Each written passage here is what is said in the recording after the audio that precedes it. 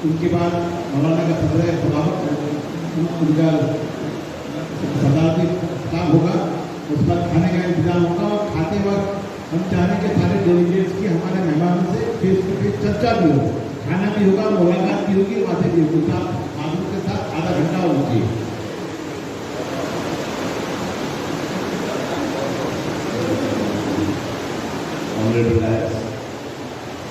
उपस्थित सभी मान्यवर,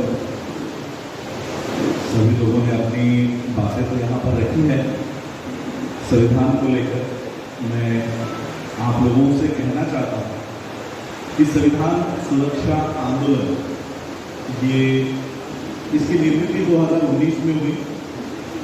कॉन्स्टिट्यूशन क्लब दिल्ली में इसकी पहली मीटिंग हुई।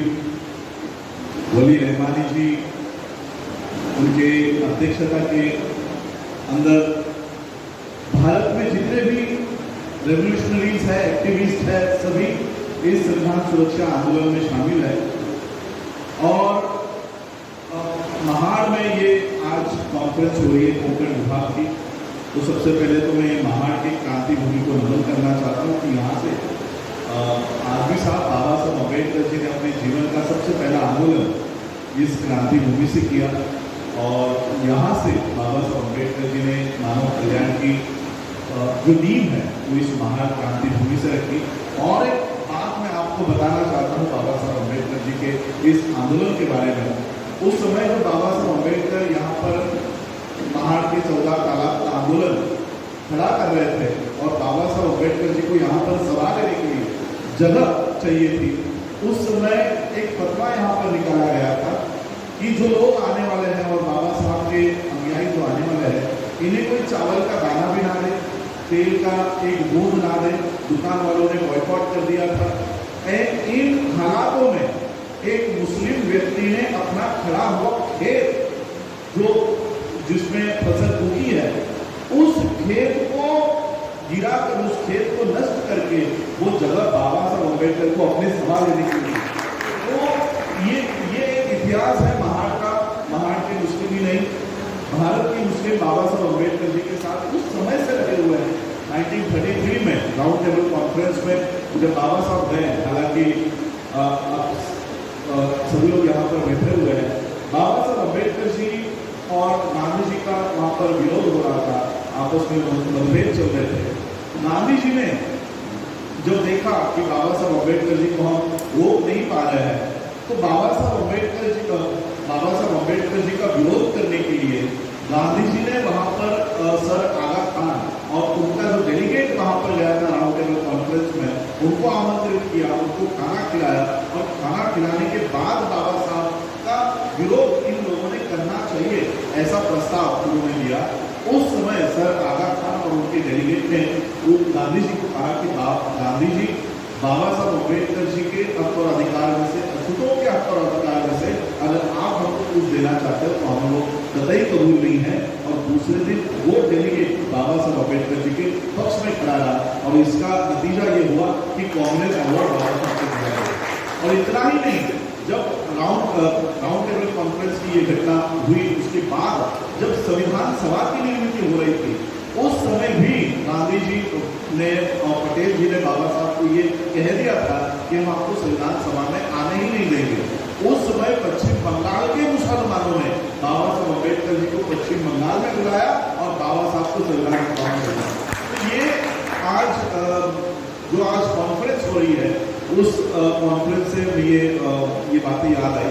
लेकिन आज मैं कहना चाहता हूँ संविधान सुरक्षा आंदोलन की ये कोई महाराष्ट्र की पहली मीटिंग नहीं है, यह भारत की पहली मीटिंग नहीं है। इससे पहले हम लोगों ने राजस्थान की कमेटी बनाई है, पंजाब की कमेटी बनाई है, गुजरात की कमेटी बनाई है, उत्तर प्रदेश में हम लोग साथ में थे, उत्तर प्रदेश की कमेटी बनाई है। ये संविधान सुरक्षा आंदोलन ये एक ऐसा प्लेटफॉर्म है कि हर स्टेट में संविधान को बचाने की अलग अलग मुहिम चल ही रही है।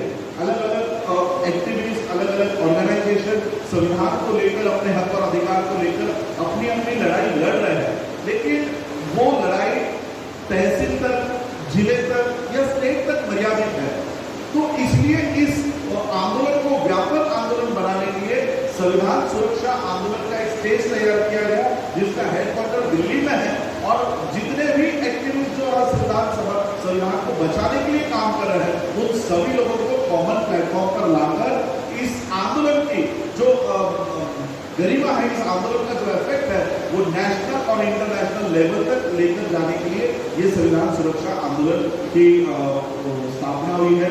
महाराष्ट्र में जब हमारी मीटिंग हुई, आजमी साहब ने हबीब फकीर साहब को इन्वॉल्व किया, और हबीब फकीर साहब का इन्वॉल्वमेंट होने के बाद आज महाराष्ट्र में ये इतना बड़ा स्वरूप हमको देखने मिल रहा है। उन्होंने, और आज की ये कोई पब्लिक मीटिंग नहीं है, सिर्फ कॉल करके लिमिटेड डेलीगेट्स को ही बुलाया गया है।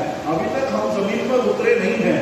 जमीन पर उतरने से पहले हम लोगों को ये रिस्पॉन्स मिल रहा है, और जब हम इसके पब्लिक मीटिंग्स, पब्लिक प्रोग्राम्स करना शुरू कर देंगे, तो सिर्फ बीजेपी ही नहीं, बीजेपी के रूट्स जहां पर है, वो आरएसएस को भी हम लोग इस देश से खत्म करेंगे। इतनी बड़ी ताकत हम लोग लेकर चलने वाले हैं। और इसमें ऐसा नहीं कि ये मुसलमानों का या शेड्यूल कास्ट के या दलितों का संगठन है, ऐसा नहीं है।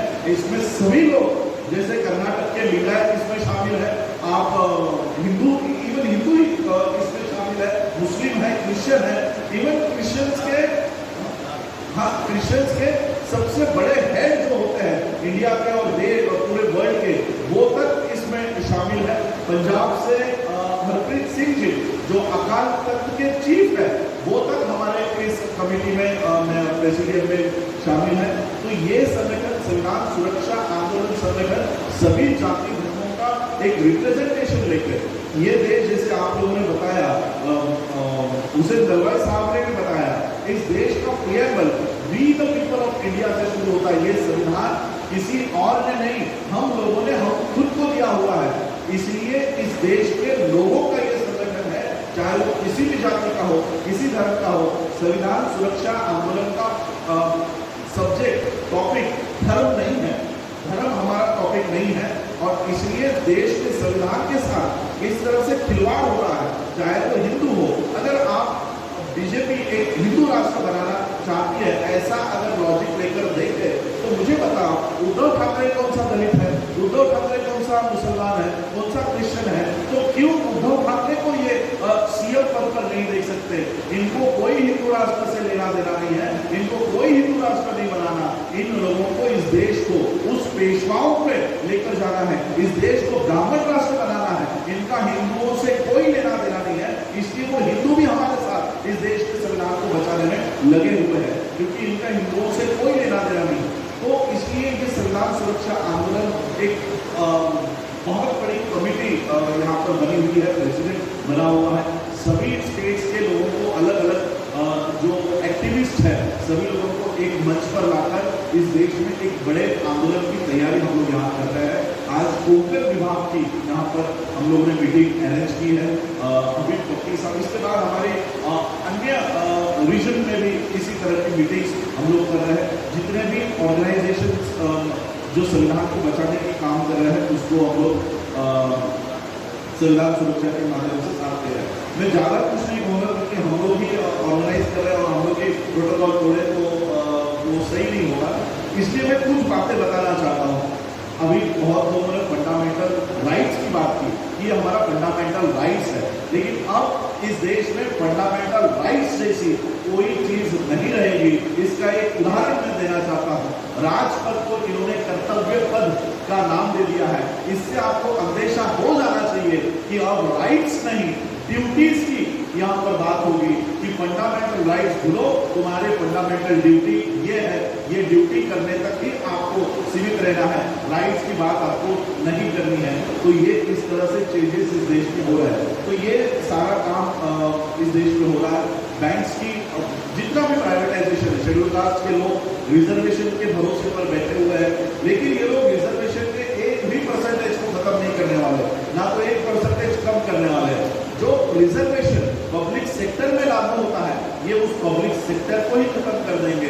आपका रिजर्वेशन उतने ही % है, लेकिन वो रिजर्वेशन लेकर कहाँ जाने वाले हो? जहाँ पब्लिक सेक्टर ही नहीं है, वो रिजर्वेशन 0 है। तो ये धीरे धीरे पूरे देश को तबाह कर रहे हैं।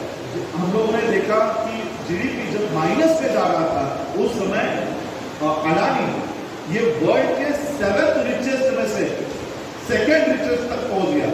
पूरा जा रहा है, पूरे देश की इनकम नीचे जा रही है, लेकिन उसी देश में रह रहा अडानी ये 7वें स्थान से दूसरे स्थान पर जा रहा है। इससे हमको अंदेशा हो जाना चाहिए कि देश किस तरफ मार्गक्रमण कर रहा है, किस तरफ चल रहा है। और इसलिए हम लोगों को इस देश के संविधान को बचाने के लिए, डेमोक्रेसी को बचाने के लिए हम लोगों को इकट्ठा होकर काम करना होगा। और जब तक हम लोग इकट्ठा होकर काम नहीं करेंगे तब तक हम लोगों को रिजल्ट नहीं मिलेगा। छोटे छोटे तहसील लेवल तक, जिला लेवल तक, स्टेट लेवल तक हमारा आंदोलन, क्योंकि एक तो मीडिया हम लोगों को कभी कवरेज नहीं करेगा।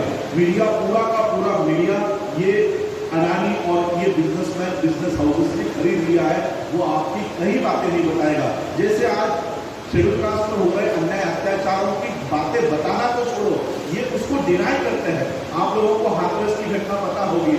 हाथरस में क्लियर उस बच्ची ने अपना डेथ सेंटेंस दिया है कि मेरे साथ बलात्कार हुआ है और इन लड़कों ने मेरी हत्या की है। इतना देने के बावजूद भी मीडिया कहता है कि ये क्या कहते हो आप लोग, कौन सा किलिंग होता है, ऑनर किलिंग का मामला है। आज तक हो, जी न्यूज हो, जितने भी चैनल है, ये इसको ऑनर किलिंग का मामला बता रहे थे। और कल की घटना जो राजस्थान में हुई, एक घड़े को हाथ लगाने पर एक शेड्यूल कास्ट के बच्चे को मार दिया जाता है। अब मीडिया चिल्ला कर कहता है कि स्कूल में घड़ा ही नहीं है। तो इस तरह का मीडिया इस देश में है जो सिर्फ आप लोगों के ऊपर होने वाले अन्याय डिनाई नहीं करेगा, वो ये बताएगा कि इस तरह के अन्याय झूठ हो रहा है या हो ही नहीं रहा। इस तरह का मीडिया है, इसके हम लोग इसके ऊपर भरोसा नहीं रख पा रहे और इसलिए हम लोगों को जमीन पर उतर कर काम करना होगा। आज देखिए क्योंकि समय की पाबंदी है और आज यहाँ पर हमारी संविधान सुरक्षा आंदोलन की मीटिंग हो रही थी, तो उसी समय मैंने अपने ऑर्गेनाइजेशन की भी मीटिंग इसी दिन में बुलाई है, तो मुझे वहाँ पर भी जाना है। तो मैं एक बात आप लोगों को बताना चाहता हूँ कि हम लोगों को अब अपना काम करने का तरीका बदलना होगा। सुषमा जी ने कहा कि अपने सहूलियत से हम लोगों को ये आंदोलन नहीं चलाना चाहिए। मैं आपको बुद्ध की एक बात बताना चाहता हूँ। तथागत बुद्ध वो चारिका किया करते थे अपने लिए, उनका एक नियम हुआ करता था कि उनका जो ज्ञान है, उनका जो नॉलेज है, वो हर लोगों तक जाकर वो पहुंचाएंगे। और उन्होंने एक नियम बनाया कि जितना भी खाना है वो अलग अलग गांव में भिक्षाटन करके ही प्राप्त करके वो खाना है। तो इस तरह से उनका जो भिक्षुषण है वो हमेशा ट्रैवल किया करता था और ऐसा ट्रैवल करते करते वो एक गाँव में आकर पहुंचे। वो गाँव पूरी तरह से उजड़ चुका था, वहां पर ना पेड़ थे, ना जानवर थे, घर वहां पर थे, लेकिन घर में किसी भी इंसान की वहां पर कोई भी आइडेंटिटी वहां पर नहीं दिखाई दे रही थी। तो तथागत बुद्ध ने अपने संघ के जितने भी भिक्षु हैं उनको बताया कि जाओ जरा देख कर आओ इस गांव के ऊपर क्या हुआ है, इस गांव के लोग कहाँ चले गए। तो सारे भिक्षु अपने उस घर में जाकर उन्होंने तहकीकात की और तहकीकात करने पर पता चला कि घर के अंदर शव बॉडीज, डेड बॉडीज घर के अंदर ही पड़ी है और हर बॉडी एक गड्ढे में पड़ी हुई है। और ये सारी इंफॉर्मेशन लेकर वो बुद्ध के पास आए और बुद्ध को बताया कि सारे घरों में सभी लोग अपने अपने घरों में मरे पड़े हैं और बहुत महीनों से, बहुत सालों से शायद मरे पड़े हैं, उनके पिंजर एक गड्ढे में है। इसका क्या अर्थ होता है हमें बताया। तो तथागत बुद्ध ने सारा आकलन किया और उन्होंने बताया कि इस गांव के ऊपर पिछले कई सालों से बारिश ही नहीं हुई है और बारिश न होने की वजह से इस गांव पर सूखा पड़ा, धीरे धीरे पेड़ खत्म हो गए, जानवर खत्म हो गए, जानवर गांव छोड़कर चले गए और सारे जो इंसान हैं वो बचने के लिए, जिंदा रहने के लिए वो अपने अपने घर में कुआं खोदना उन्होंने शुरू कर दिया और कुआं खोदते खोदते वो अपने ही घर में मर गए और उस गड्ढे में उनकी आज डेड बॉडीज है। और फिर तथागत बुद्ध ने कहा कि ये गांव के लोग जिंदा रह सकते थे अगर सभी लोग इकट्ठा होकर सिर्फ एक कुआं खोदते तो वो जिंदा रह सकते थे और इसलिए वो अलग अलग बटकर गड्ढा खोद रहे थे, इसलिए वो मर गए। आज सेम कंडीशन मुझे भारत में दिखाई दे रही है। आज मुसलमानों का आंदोलन मुसलमान लड़ रहे हैं, दलितों का आंदोलन दलित लड़ रहे हैं, पंजाब सिखों का आंदोलन, किसानों का आंदोलन किसान लड़ रहे हैं, विद्यार्थियों का आंदोलन विद्यार्थी लड़ रहे हैं। इसी तरह से अलग अलग होकर हम अपने अलग अलग गड्ढे बनाते रहे तो उसी गड्ढे में हम एक दिन मर जाएंगे। और इसलिए हम लोगों को इकट्ठा होकर, बाबा साहब अम्बेडकर जी ने एक बात उन्होंने कही कि हम पहले मुसलमान हैं, हम पहले बौद्ध हैं, हम पहले सिख हैं, हम पहले हिंदू हैं, ये भावना हम लोगों में नहीं होनी चाहिए। हम पहले इस देश के नागरिक हैं, हम पहले भारतीय हैं और अंतिमता भी भारतीय है, ये भावना हम लोगों में होनी चाहिए। और इसलिए आज इस देश के लोकतंत्र पर, आज इस देश के डेमोक्रेसी पर खतरा मंडरा रहा है, इस देश के संविधान पर खतरा मंडरा रहा है, तब हम लोगों को अपने अपने धर्म के ब्रैकेट से बाहर निकलकर भारतीय होने के नाते हमको इस देश के संविधान को बचाने के लिए, डेमोक्रेसी को बचाने के लिए आगे आना होगा। और जब तक एक होकर एक गड्ढा नहीं खोदेंगे, एक कुआं नहीं खोदेंगे, तब तक हमें पानी नहीं मिलेगा, तब तक संविधान, तब तक लोकतंत्र जिंदा नहीं रहेगा। इसलिए सभी लोगों को इकट्ठा करने का काम संविधान सुरक्षा आंदोलन के माध्यम से हम कर रहे हैं। मैं अधिक समय आप लोगों का नहीं लूंगा, वरना मैंने तो बहुत सारे मुद्दे निकाल कर रखे थे कि क्या क्या इस देश में हो रहा है, लेकिन समय बहुत आगे चला गया है। मैं अपना समय आज़मी साहब की जो बातें मुझसे छूट गए हैं वो आज़मी साहब कवर कर लेंगे। और मैं आप लोगों से एक विनती करना चाहूँगा कि आने वाले समय में हमारे जो भी रिलीजियस हमारी गतिविधियाँ चल रही हैं, उसके अलावा हम लोगों को एक कॉमन प्लेटफॉर्म पर आना चाहिए। मैं तो हमेशा ये कहता हूँ कि इस देश का संविधान बनाने के लिए बाबा साहब अम्बेडकर जी को इस देश के संविधान सभा में इस देश के मुसलमानों ने भेजा, और आज उस संविधान पर अगर खतरा आ रहा है तो इस देश के मुसलमान को पीछे हटना नहीं चाहिए, उसको आगे आकर उस देश के संविधान को बचाने की लड़ाई लड़नी चाहिए। मैं इतना ही आप लोगों को आज के इस माध्यम से कहना चाहूँगा।